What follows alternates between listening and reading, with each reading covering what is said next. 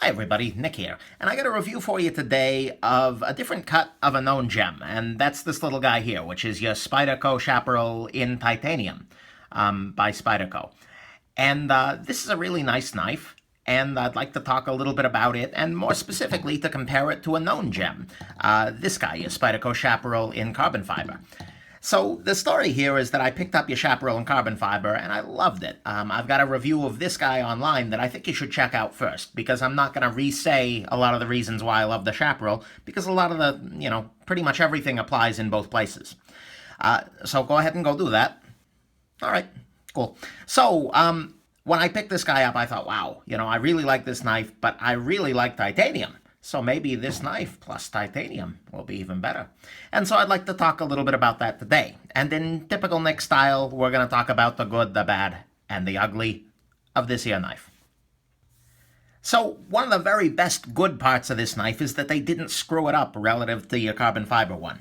Every nice thing I have to say about your carbon fiber Chaparral applies here, which is a beautiful thing, because I know this was a gem, so that makes this, by association, also a gem. Hey, that's easy.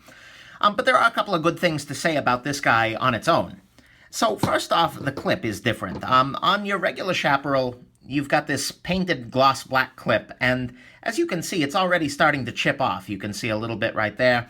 And so this clip is going to get real ugly real quick, and that's no good. The clip on your titanium version is just a solid chunk of metal, so yeah, it'll scuff a little bit, but it won't be very noticeable, so no real complaints. That's an improvement right there. The other improvement here is just the simplicity of the knife. So if we look at your Chaparral here in carbon fiber, you've got carbon fiber, G10, some steel, some steel, some steel, some G10, and some carbon fiber.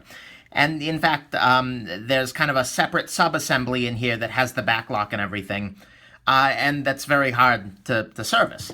Compare that to your titanium version, which is just titanium, the backlock bar, titanium.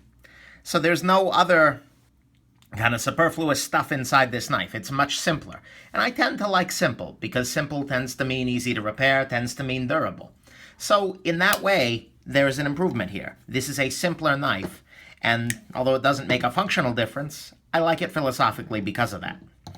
So really, that's the good. It has all the good stuff of this guy, which you already saw because you watched that other video, and it has a couple of little niceties in and of itself. And, the look is very different, obviously. I don't even have to mention that. But in some ways, this is a really cool texture. It's really hard to convey, but there is actually a little bit of unevenness here. Like this is milled in a three-dimensional way. It's not strong. You don't really feel it in your hand unless you're really rubbing your finger across it. But it is texture. It's not just a surface finish or something like that. So that's kind of nice. Unfortunately, a lot of the bad is inherited from the carbon fiber version as well. For instance, I had two main complaints aside from the clip on the carbon fiber one. First was that the chamfering of these edges was off, which meant that they were pretty sharp. Not like cut you open sharp, but sharp enough that you're not really enjoying using the Spidey hole for a while, at least until it wears in. And it's XHP, so that's gonna be a while. And indeed, that's still a problem with the titanium. I had hoped that maybe because this is a much more expensive knife, they'd take a little more time and finish those edges, but they didn't. And so functionally speaking, that sharpness issue is just as much of a problem here as it is here. The other main complaint I had about your Chaparral in in carbon fiber, is that the lock bar is very thin. And compared to something like your Spyderco Delica, where it's dominoes, where it's a nice rounded edge here, it's just a lot less comfortable on the finger to press in. And that's unfortunately still a factor on your titanium. They didn't make that any wider. They didn't make any change there. So that functional failing is just identical there. One thing that's not necessarily bad, but is not an improvement, where I'd kind of hoped for one, is the weight. The titanium is a little bit heavier, actually, than your carbon fiber version. Not in the sense that you're going to notice it, and, compared to, your PM2 or something else, they're both freaking tiny knives. But this feels a lot more dense in the hand. That can be nice, because it feels a little more solid. But at the same time, that's not an improvement that you're going to get. And also, it's worth noting that the titanium model is much thinner in its overall construction relative to the G10 carbon fiber one. I hope you can kind of see that here. That means that ergonomically speaking, it doesn't fill the hand quite as well as the carbon fiber version. So, again, none of those are complete deal breakers. I'm willing to put up with all of those things in your G10 carbon fiber, and so here I am willing to put up with them in the titanium version as well. But aside from those little things, which are all largely a holdover except the weight from your carbon fiber, still a nice knife and still a little gem. So let's get to the ugly. So the ugly in so much in life is the price tag. This guy retails for around $115. I misquoted the price in the last video on this. My apologies there.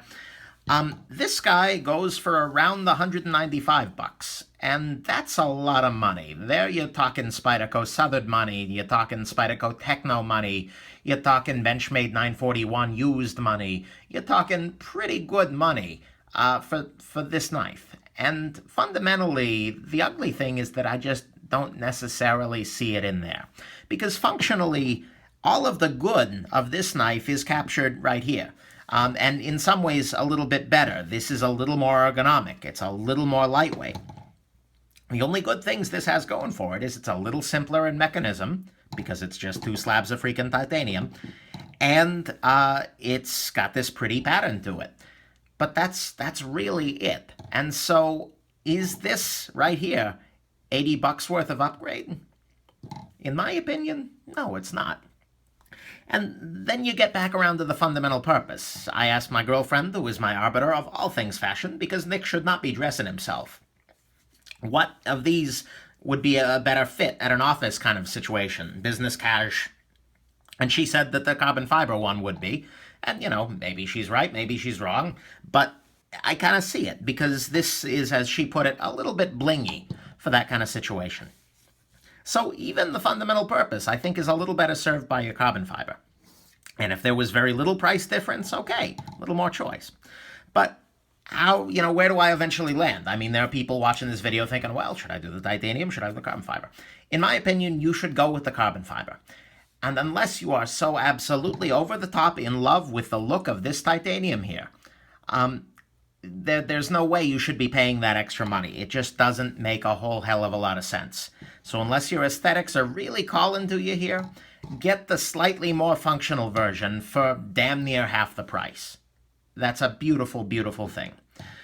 So, Spyderco Chaparral Titanium is a very pretty knife. It's a very good knife, but so is this guy. But it's just a little too pricey for being not quite better enough than its own competition. I hope this has been helpful, and have yourself a wonderful rest of your day.